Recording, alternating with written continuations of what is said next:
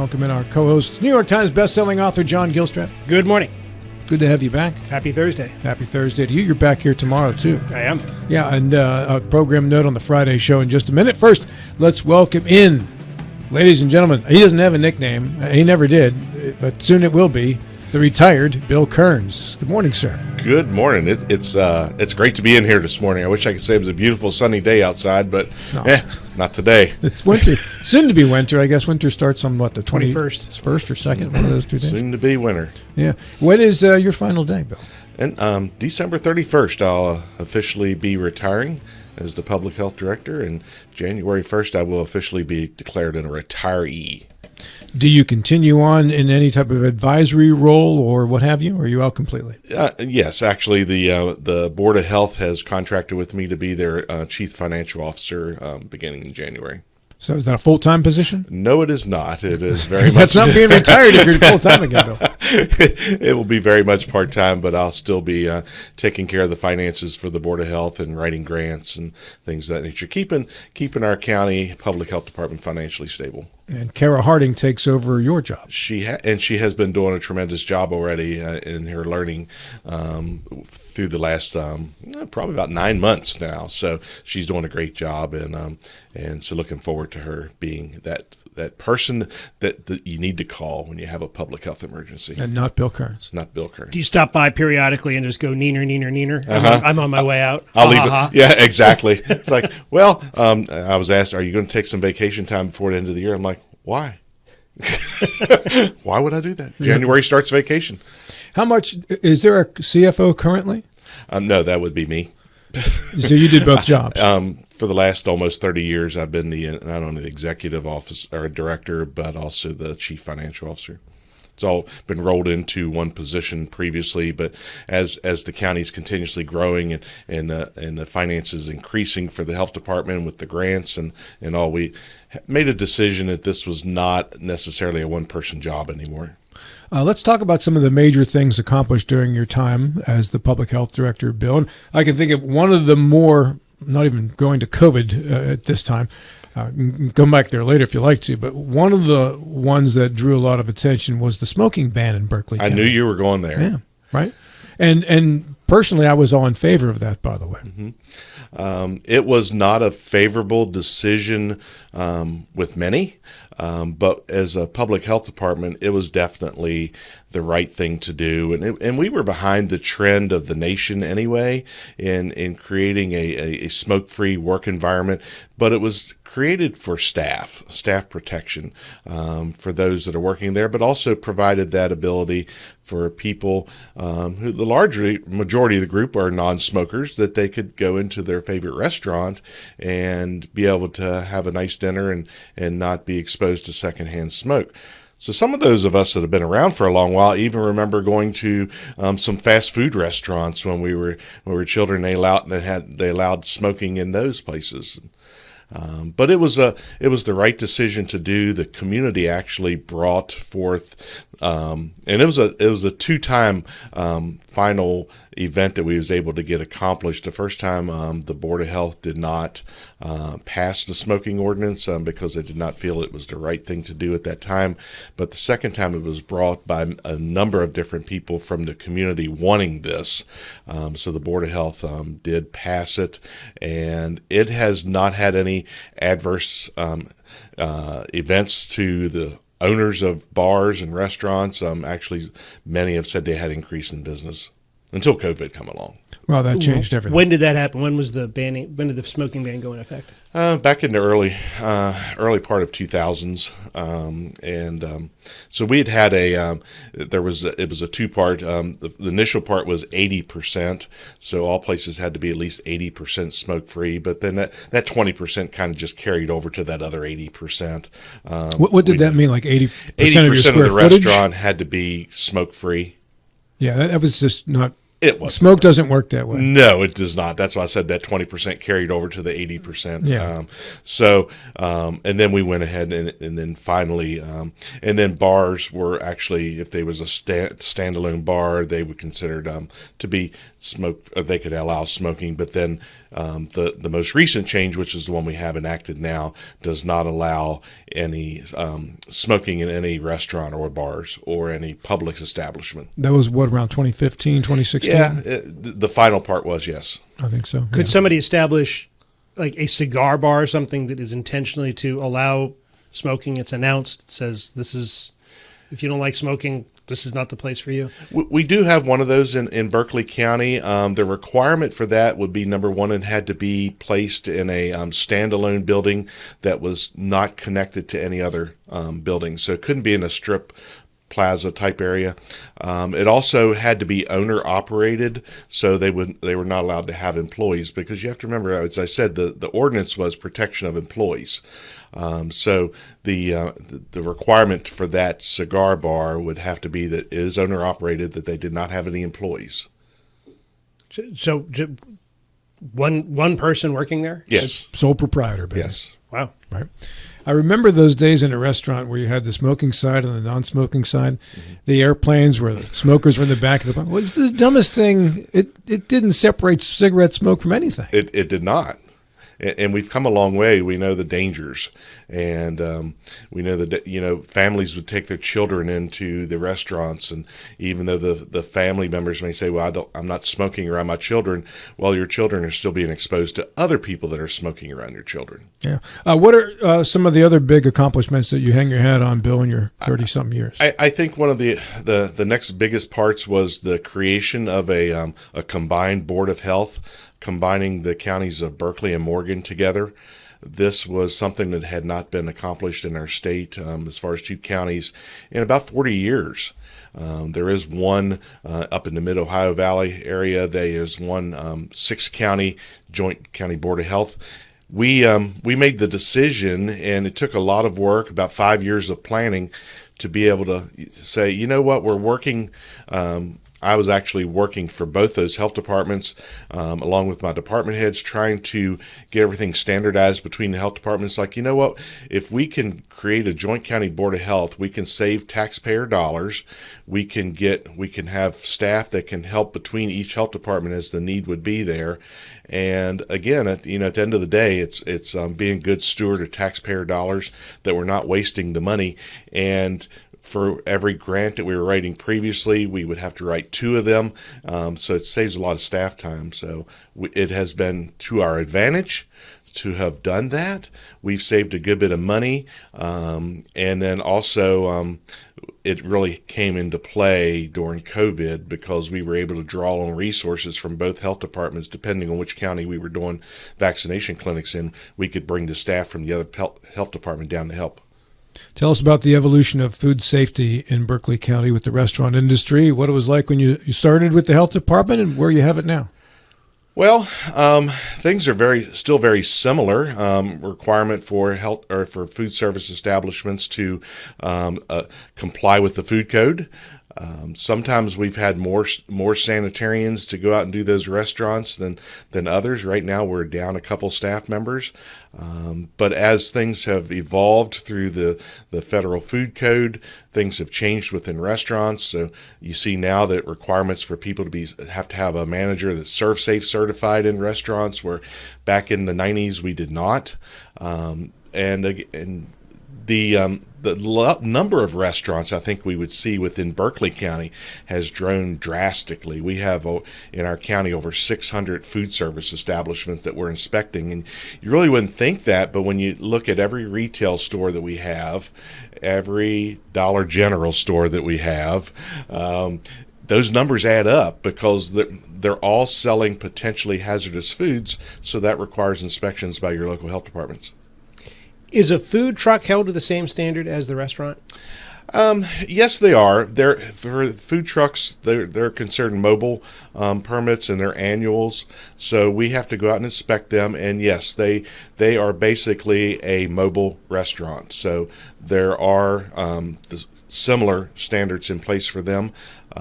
If you have a temporary permit, you may not have the same requirements, but those are for a one-time, usually tied to a special event or happening, and it's only good for 14 days, whereas a food truck is an annual permit. It's good for 365 days out of the year. So have you found, not shifting away from food trucks, but since you've been here with the new food service guidelines and what have you noticed a decrease in foodborne illness complaints? Foodborne illness complaints, yes. Many people go out and they'll send complaints into the office and say, I went out and ate at this restaurant and I came home and I was sick the next day. Well, we have to look at it as we have to have a series of people that have gotten sick at that place. It can't just be one person.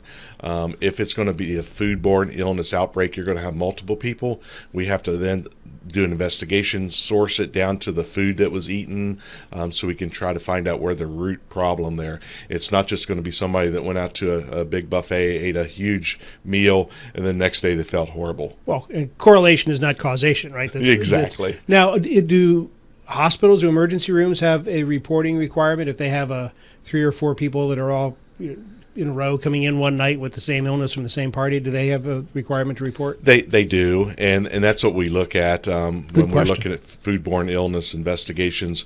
We're going to request a sample so we can send it off to the state lab.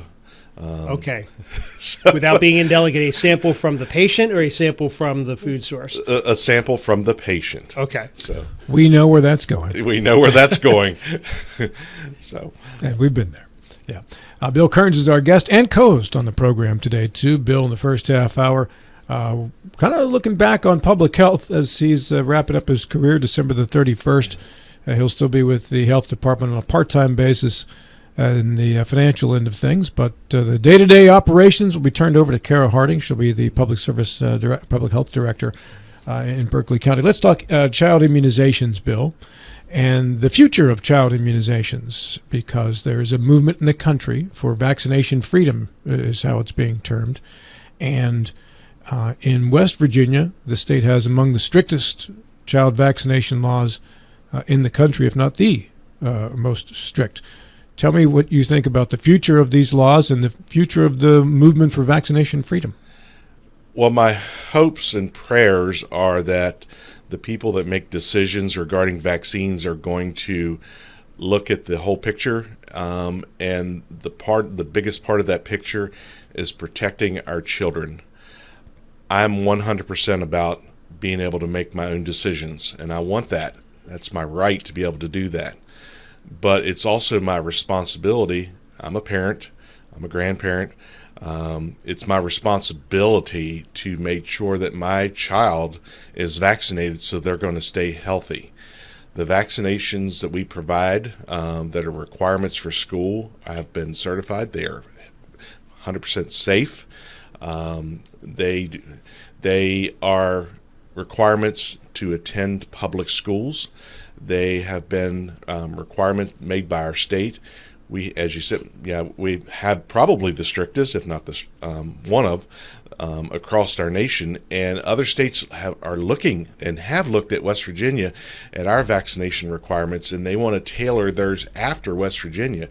We are known as the number one in providing protection for our children through the vaccinations. That's a great thing to hang our hat on, that we provide safe for children to attend schools. Many people that homeschool their children, that's fine, and it's great that they are able to do that. I think there's some great advantages to homeschooling, but are your children exposed to other children outside of that home? And that's where you need to be concerned about. There are many vaccinations, as our nurse directors have been on this show over the years. There are many vaccinations that are required to attend school, and then there are vaccinations that are required depending on what field you're going into, professional field as you get older. And then there are vaccines that are good for you for protection of different diseases, but are not requirement to go to school. So as I've always said, we put our trust in our primary care physicians. So when it comes to vaccinations for your children, that's who I would go talk to. Talk to your primary care physician because they're the subject matter experts. On this issue, this is probably the politically loaded issue that I am most agnostic. I can vigorously argue both sides, and I'm not sure where I land. I don't really have a dog in the fight at this point. But it seemed when we had I think it was the nurse directors that were here that was a couple of weeks ago, and they were talking about the vaccinations. I was astonished by the sheer number of vaccinations that are either required or available, and I forget what the mix was between those two. So I'm reminded of that the old kids book. If you give a mouse a cookie, there'll be more and more and more. So at some point, I can see where a parent would say, "Okay, stop." We got the polio thing, we got the smallpox thing, going to my youth, and now we're moving into the HPV thing, and we're moving into whatever these other. There's a perception. And I don't have the data to come on one side or the other, but there's a perception that the existence of a vaccine drives the perceived need to take it. So how do you come on that argument? How do you talk somebody off that fence? Well, and those of us that have been around a while, are seasoned, know that, yes, there are more vaccinations now that are required than when we were children. We're no longer giving vaccines on sugar cubes. We're not getting smallpox. People didn't mind taking those, by the way. They did not. But we don't have the smallpox vaccination. But there are different ones that have taken place of that. So we have vaccines that can protect against hepatitis. We have vaccines that rotavirus vaccinations. So they have changed, and there are more.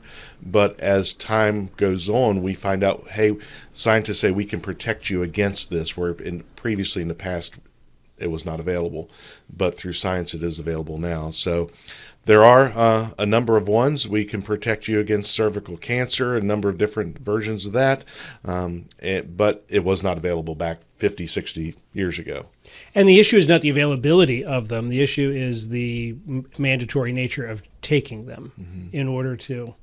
There's a really, I think it's a very valid argument to have in a full-throated way, and unfortunately the throats have all kind of been squeezed. And many people, they understand that they don't want to be told what to do by governmental officials. And just like with us, we look at what is a requirement and recommendation from CDC.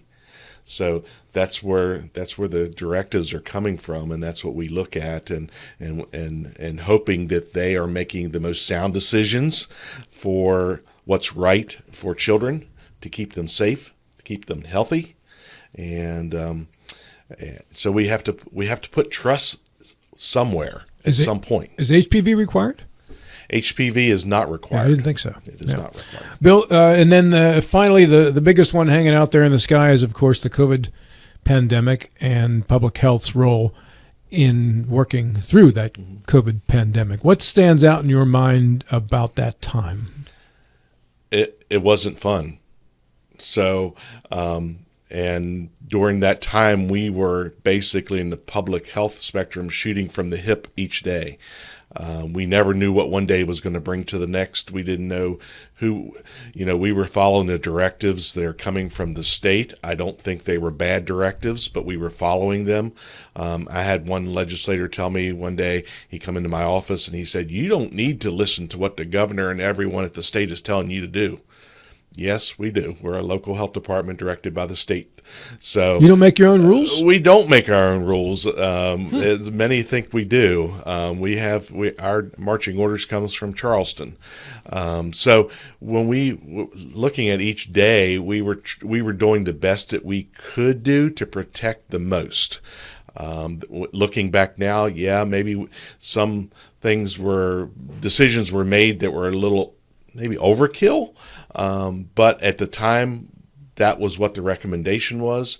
Would we go back at any time and say we need to shut down restaurants again? Not a favorable thing to do. The face mask, which was not a popular thing, was not received well by the community, but it was protecting the largest amount of people. And we were trying to protect the people that were at risk, those having respiratory diseases, other issues that they may not be able to survive a strong dose of flu-like symptoms that COVID was bringing on. As time has changed now, and we vaccinated based on the vaccinations that was available. So we provided that. We still have vaccinations available for COVID. The amount of people that actually receive them are very limited. So we keep a list at the health department if someone wants to receive their COVID vaccination. And then when we get a 10 people that we can open a vial, we'll do that. But it wasn't always favorable, but we were doing the best we could. And right now, I think many people have had COVID. I had it a few odd weeks ago, and it wasn't the funnest thing in the world. But just like everything else, we take precautions. We try not to infect other people, knowing that it is contagious, but so is influenza. So we just try to do the best we can, but we're going to live with this the rest of our lives. There's going to be some kind of COVID out there. What was the effect on public health employees, Bill? I'm sure you communicated with other departments around the state, and you saw it happen within your own department. Was there a lot of burnout? Did you lose a lot of employees? Burnout is the key word. Yes, we lost a large number of our employees, but as we were trying to do our best to protect the public, our leadership team of the health department was working some weeks 7 days a week, and sometimes 10, 12, 14 hours a day. While receiving threats at times. And receiving threats, yes. But we had to actually get to the point where we had a law enforcement vehicle placed in the parking lot at the health department. It was tough to go through with, and people didn't understand that the health department was just following directives, and our charge was to protect people the best we could. But it was not an easy time to go through with. Tempers were flaring at times, and when we're going out and vaccinating, doing mass vaccination clinics, and we're doing 1,500 to 1,800 people, and people didn't want to wait. But we had a lot of community partners that helped out through WVU and the different medical agencies in the community and across the county lines were helping out. We took on a huge task, and I think we performed very well. But and people ask, well, how did you know how to do this? Well, we basically have been planning for this since 9/11. Through each year, we would do practice doing flu shots. We would set up points of distribution centers to be able to drive through in your vehicle and get a flu shot. That was a great service to the community, but it was helping for our staff to learn skill sets. I remember when you guys started the drive-through flu shot, which is not easy to say, by the way. Bill, you'll be staying with us as a co-host, but thank you on behalf of the folks who work here at the station. Thank you for your availability over the years on this show, and whenever we needed to get some information from you, much appreciated, sir. Yes, sir.